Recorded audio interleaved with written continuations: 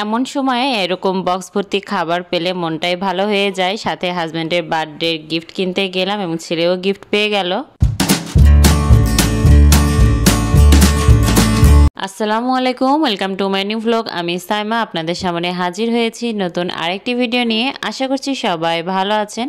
আমি আলহামদুলিল্লাহ ভালো আছি। আমার পছন্দের সিজন শীতকাল চলে এসেছে। তো সকাল সকাল ঘুম থেকে উঠে ফার্স্টে একটু বেলকনিতে আসি। তো এসে দেখলাম যে আজকে বেশ ভালো কুয়াশা পড়ছে, বাট ওই সাইড থেকে দেখা যাচ্ছিল না। পরে এইখান থেকে দেখতে পেলাম, মানে রান্নাঘরে জানালাতে দেখতে পেলাম যে এই সাইড দিয়ে বেশ ভালো কুয়াশা দেখা যাচ্ছে। টাঙ্গাইলে আসার পর গাছগুলো দেখলাম, যেহেতু প্রায় 1 মাস পর আসছি, তো গাছগুলো অনেকগুলোই প্রায় মরা মরা অবস্থা। মরিচের গাছটা তো প্রায় আধা মরা অবস্থা। পানি দেওয়ার সুযোগ আসলে আমার হাজব্যান্ডও সেইভাবে পায় নাই। তো এখন এই গাছগুলোকে দেখি একটু যত্ন তো নিতে পারবো না, শুধু পানিটা একটু দিতে পারবো। তো প্রতিদিন দিতে পারবো কি না তাও জানি না, তবে একটু একটু করে দেওয়ার ট্রাই করব। মানি প্লান্টেরও দেখলাম যে অনেক পাতা হলুদ হয়ে গিয়েছে, মারা গিয়েছে। আসলে অযত্নে কোনো জিনিসই টিকে না। তো এখানে আমার বেলকনি ভর্তি কাপড়। একটু দেরিতেই, মানে সকালবেলা উঠে তো আপনাদের সাথে শীতের কুয়াশাটা শেয়ার করলাম, তারপরে এটা প্রায় 9টা-10টার দিকে হবে। তো এই তো আমার বেলকনি ভর্তি এখন বাবুর কাপড়ই থাকে। এখন আর প্রপারলি ডেইলি ভ্লগ করার সময় পাই না। তো সকালের নাস্তাও দেখা যায় যে টুকটাক করে ফাঁকে ফাঁকে একটু একটু করে নেই, একবারে বসে সকালের নাস্তা করার সুযোগ পাই না। আর আমার ব্যাকগ্রাউন্ডে হয়তো বা একটু সাউন্ডও শুনতে পারবেন, আমার ছেলের একটু একটু করে আওয়াজ শোনা যায়। তো এখানে দেখতে পেলাম সব কিছু তো ধুলাবালি পড়ে আছে। 1 মাসের ক্লিনিং তো একবারে করা পসিবল না। তো একটু একটু করে যখন করে সুযোগ পাই তখন এসে একটা একটা করে কাজ করি। তো এখানে দেখতে পেলাম সব কিছুর উপর ধুলাবালি, তো সেগুলো একটু একটু করে ক্লিন করছি। এই তো দেখতেই পাচ্ছেন কী পরিমাণ ধুলাবালি। 3 থেকে 4 দিন না পরিষ্কার করলে এগুলোতে ধুলাবালি জমে, সেখানে তো অনেক দিনই হয়ে গিয়েছে। এইখানে বক্স ভর্তি কিছু খাবার দেখতে পাচ্ছেন, এগুলো আমেনা আপু পাঠাইয়া দিছে আমার হাজব্যান্ডের হাতে। তো অফিস থেকে আসার সময় আনছে। আমি দেখি তো খুবই সারপ্রাইজড, কারণ মানে আপু জানতেছিল যে আমার হলো নতুন বাবুকে নিয়ে একটু সব কিছু কষ্ট হয়ে যাচ্ছে ম্যানেজ করা, আবার রান্না বান্না করা। তো যার কারণে আপু না জানিয়ে এগুলো রান্না করে পাঠিয়েছে। মানে অনেকগুলো খাবার ছিল, এগুলো রান্না করতে অবশ্যই আপুর অনেক কষ্ট হয়েছে। আপু প্রেগনেন্সিতেও আমাকে যেভাবে কি বলবো, আসলে আমি এটা কখনোই বলবো না। কারণ আর আমরা মেয়েরা প্রেগনেন্সির টাইমে আফটার ডেলিভারিতে কে কিভাবে ট্রিট করলো, কে আমাকে কেমন আদর দিয়েছে, বা কে কতটা ভালোবাসা দিয়েছে, কে কি কথা বলেছে, কথাগুলো আমরা সারাটা জীবন মনে রাখি, এবং সেই মানুষগুলোকেও। তো ইনশাল্লাহ আপুকে কোনোদিনও তো ভুলবই না।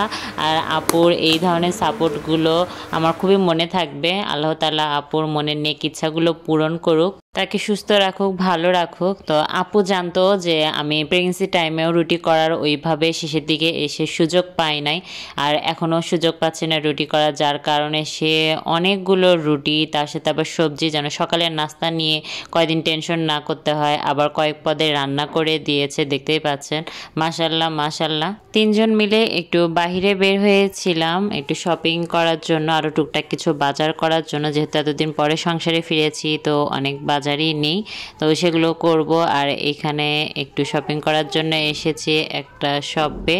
তো এখানে ডিসকাউন্টও ছিল কিছু, উইন্টার শপিং করতেছে সবাই, আর উইন্টারে অনেক কালেকশনই দেখতে পেলাম।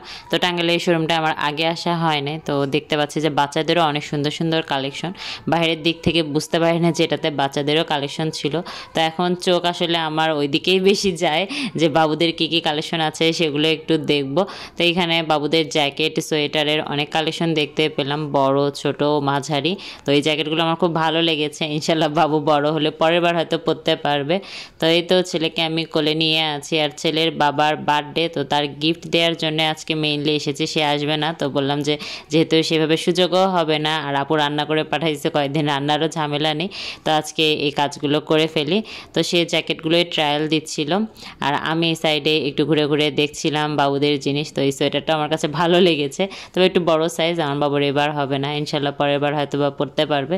তবু আমি কালেকশনগুলো দেখে রাখছি, যে পরে কাজে লাগতেও পারে যদি টাঙ্গাইল থাকি এতদিন। তো এই সাইডে মেয়ে বাবুদের জিনিস, আমার চোখ সবসময় মেয়ে বাবুদের ড্রেসের দিকেই বেশি যায়, কারণ ওদের ড্রেসগুলো আসলে অনেক কিউট হয়। তো সেগুলোই দেখছিলাম, খুবই কিউট কিউট কালেকশন এখানে বাবুদের।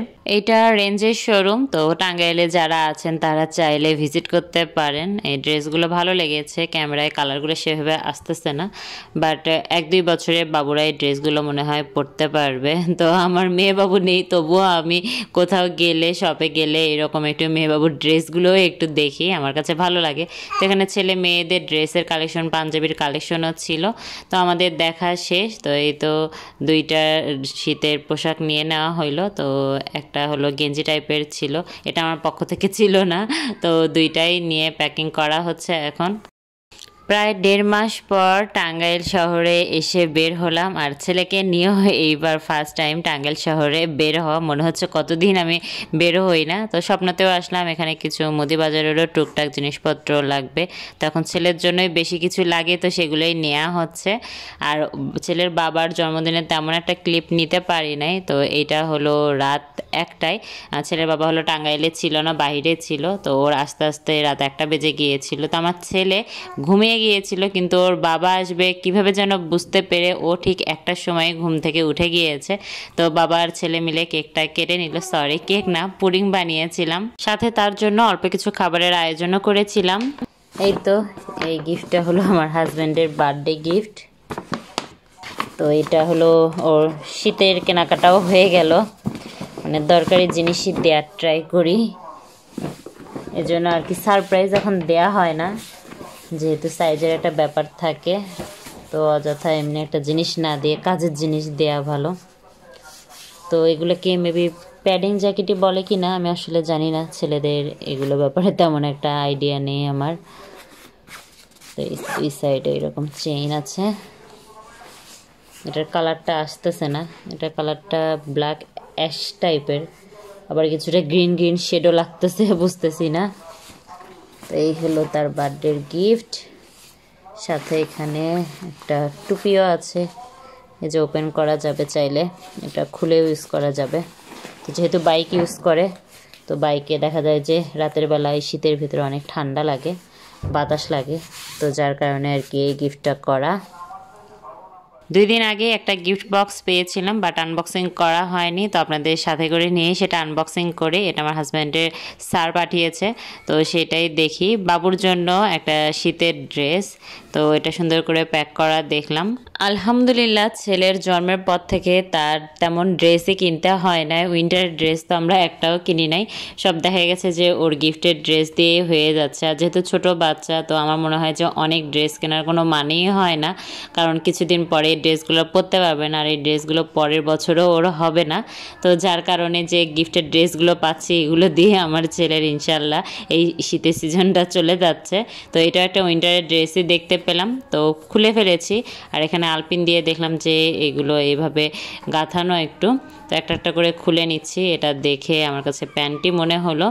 তো এটা দিয়েও ভালোই শীত যাবে, ড্রেসটা বেশ মোটা টাইপেরই ছিল।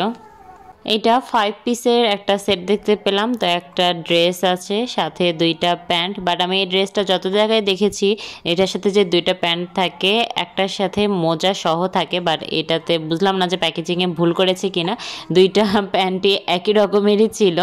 তো টোটাল 5 পিসের একটা টুপি, একটা বিপ থাকে। তো এই হলো আমার ছেলের আরেকটা গিফট পাওয়ার ড্রেস। আলহামদুলিল্লাহ, ছোট বাচ্চাদের ড্রেস দেখলে কিন্তু অসম্ভব ভালো লাগে, মানে খুবই ছোট ছোট কিউট কিউটও হয়ে থাকে। টুপিটাও খুবই কিউট ছিল।